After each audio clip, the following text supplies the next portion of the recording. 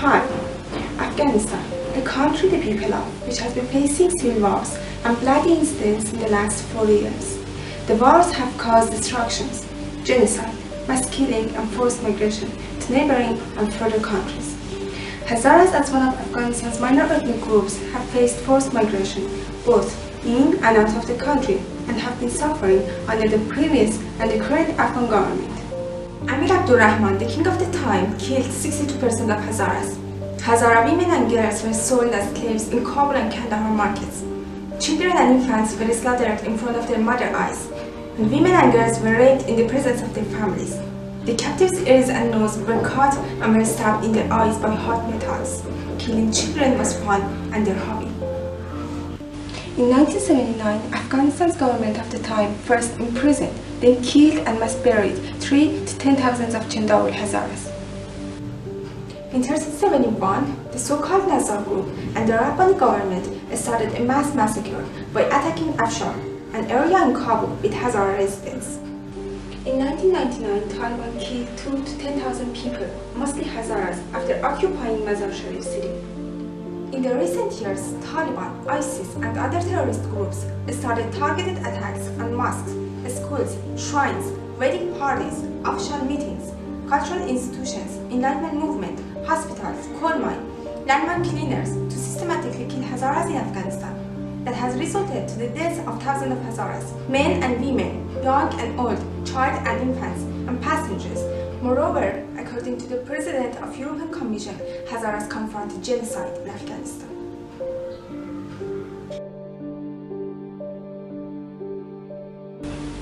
On August 14, 2021, a few days ago, the Taliban took over the country and regained power in Afghanistan. Amnesty International has accused the Taliban of the recently killing 9 Hazara men in a village. 6 of them were shot in the head and 3 others were tortured to death. The human rights organization announced the killing took place several months ago in Ghazni province. After the Taliban took control of all of Afghanistan, members of the group began searching house to house, harassing widows, young girls and men. In some cases, they take them with them to unknown places where there is no news of their fate. In the Hazara areas, the Taliban are looking for people with heavy taxes and taking people's property with them. They destroy the villagers' fields and set them on fire. The situation is really more chaotic and sad than what is reflected in the news. Hazaras, as one of Afghanistan's ethnic and religious minorities, have faced anger and discrimination of the government and groups in the country that has resulted to forced migration to near and far countries. The target killing of Hazaras has accelerated their forced migration. Most of them have migrated to Turkey and Greece and some to Malaysia and Indonesia. Indonesia, the country that hosts 14,000 refugees, more than half from Afghanistan. Refugees in Indonesia have been living in an exhausted situation for several years. Indonesia is not a party in 1951 Convention relating to the status of refugees or its 1967 protocol, nor does it have a National Refugees Status Determination Center. Because of that, refugees in Indonesia are temporarily detained so that their cases could be processed by the UNHCR and that they could move to their intended destination. Generally speaking, the Indonesian government and authorities hold an attitude of tolerance toward these temporary settlers, but they do not, nor are they required to provide for them essential life services such as food, shelter, and healthcare. Due to this difficult situation, we have witnessed several suicide attempts in the recent years. Refugees in Indonesia have been protesting in recent years because of lengthy resettlement process, including in Jakarta, where for more than 6 months, all the refugees have been protesting around the clock.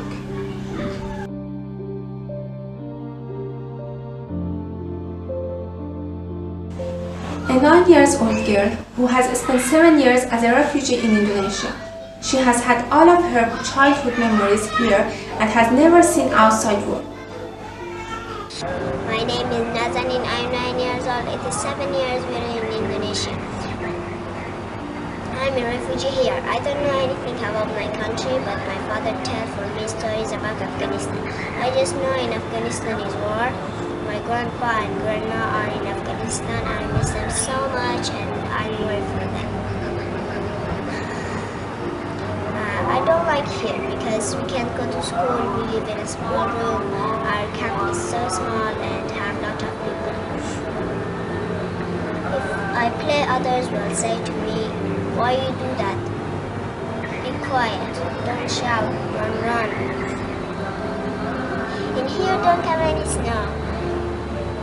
My father tells for me story when a place don't have love, kind people or friends.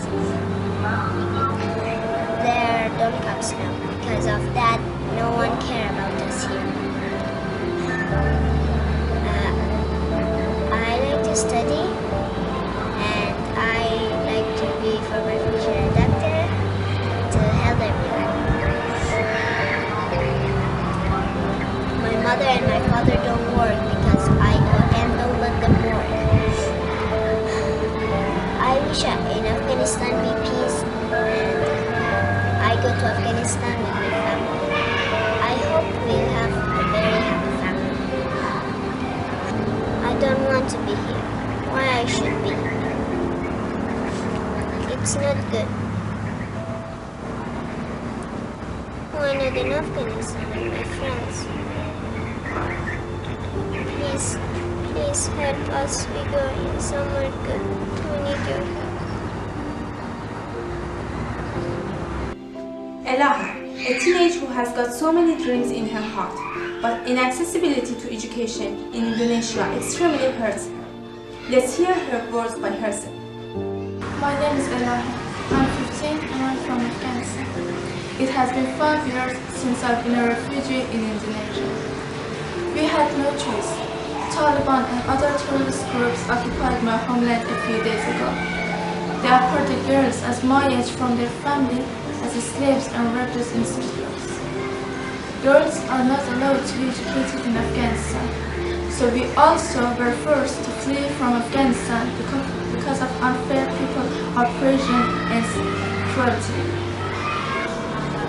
We were full of hope that maybe after immigrating to Indonesia, we would experience a better life, but nothing is already. We don't have basic human rights.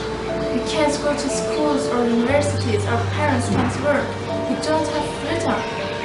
How many times do I live that I have to waste all of my life in Indonesia as a refugee? So where's the human rights organization? Why they do not help us to get out of here? My greatest dream is to live in a country full of peace and take opportunities to study hard again, as I used to and always was top of my class. Wholeheartedly, I wish one day to become a great honor for the country that I live in, and be helpful for those who have the same condition as I have now. You don't know how hard it is when you're full of pain, but no one either wants or will hear you. You have no idea how hard it is when the whole world turns its back on you. Hussein Jafari, a refugee in Indonesia who has left his country 5 years ago for several reasons. His brother has been killed 2 months ago by Taliban in Afghanistan. He has so many heartbreaking unspoken words to say. ما می‌خواهیم که از این بدبختی و از این آوارگی و از یک سردرگمی بیرون بریم به کشور سومی که حداقل شاید اونجا از لحاظ روحی به ما کمی آرامش بدهد. برادر من مدت 2 ماه می‌شود که توسط طالبان شهید شده. در جای برادر ما 7 تا طفلی که کلانترینش شاید 13 ساله باشد به جا مانده و یک طفل کردش به دنیا آمد. برادر ما اونا را ندید، رفت از این دنیا. ما چیکار می‌کنیم؟ من مسئولیت کلانی در کمالتون من اصلا نمی‌کنم که من چیکار بر شهر را و جای برادر انجام بدم. Usra Alizadeh, along with her husband, her children, and the rest of the family members, left Afghanistan due to war and insecurity and the danger threatening them. She is one of those 100 refugees who has been living a terrible situation in a refugee camp for more than 7 years in Indonesia. I am from Afghanistan. I am Hazara.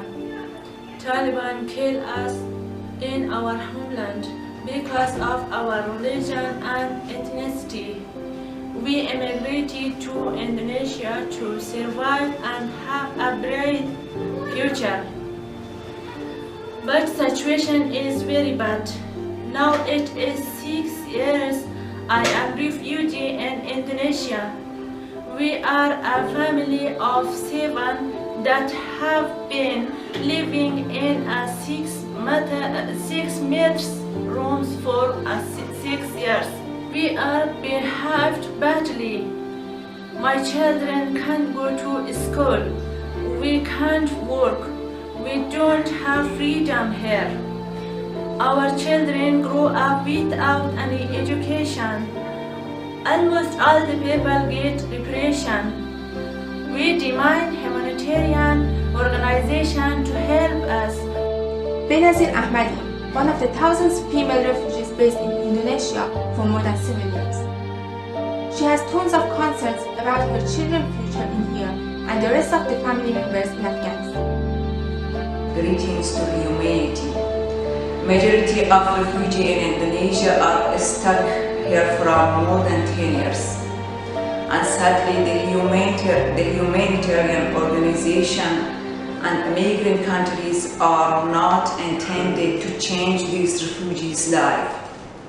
It has been long time that we are confronting many issues as refugees, worst of all. Now our families and friends are under the operation and cruel rules of Taliban in Afghanistan. And they are killed every day.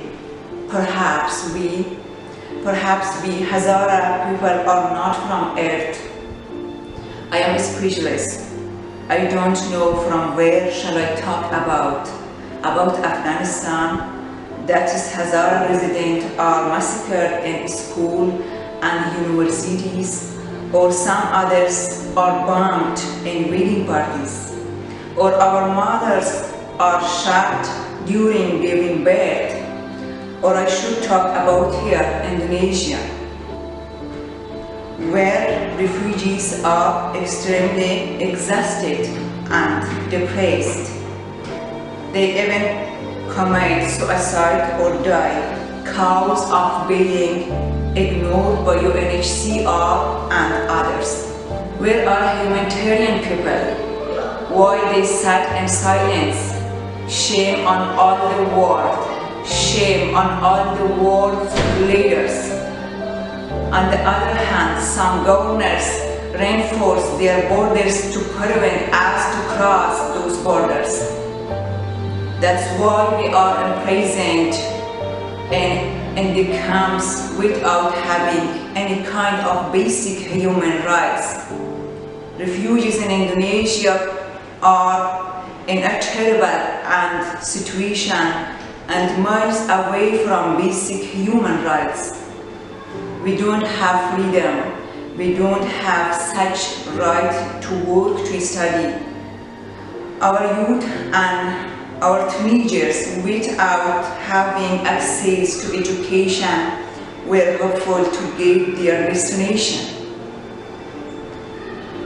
and educate again in peaceful and safe place. But unfortunately, now we don't have any hope to get out of this awful situation. The future of our kids are ruining. UNHCR don't care about what really we are going through. Hence, we demand immigrant countries and relation responsible organization to pay serious attention to Hazara refugees' condition in Indonesia. We want them to do something for us before sorrow of our families in Afghanistan kill us day by day. Benazir Ahmadi, one of the Hazara refugees in Indonesia. Hayim Sultani has left his family in danger 7 years ago to seek refuge in Indonesia in the search of a better and a more successful life. Still, his future is dark and uncertain. افغانستان به ترک کردم به خاطر ناامنی، به خاطر جنگ، انتحار، به خاطر تعصبات قومی، مذهبی ما افغانستان را خیر در شرایط سخت ترک کردم. مجبور شدم فامیل خود ترک کرد بین خود یک رقم به اندونزی برسنم. فعلا وضعیت در اندونزی خیلی خرابه دیگه. همیشه از افسردگی رنج میبریم چون آینده از ما نامعلومه. یعنی تقریبا 7 سال میشه که در اینجا هستیم، اصلا از آینده ما خبری نیست. ولی از لحاظ فیزیکی من احساس امنیت منم در اندونزی، اما از لحاظ روحی نه، چون که خانواده‌ام در افغانستان و از یک شرایط بد به سر مبرن. قسمی که میدانید در این روزا طالبان روی قدرت هم ده و داعش هم در حال قدرت گرفتاری در افغانستان. وضعیت خیلی خرابه و من همیشه در فکر خانواده هستم و همچنین آینده خودم نامعلومه. همیشه در فکر آینده خودم هستم. هدف و آرزویم همیه که یک زندگی آرام و یک زندگی دور از جنگ، انتحار، انفجار و تعصبات قومی، مذهبی داشته شد. According to so many genuine evidences, refugees in Indonesia face uncertainty and depression because of their lengthy resettlement process. Most of the refugees suffer depression and anxiety.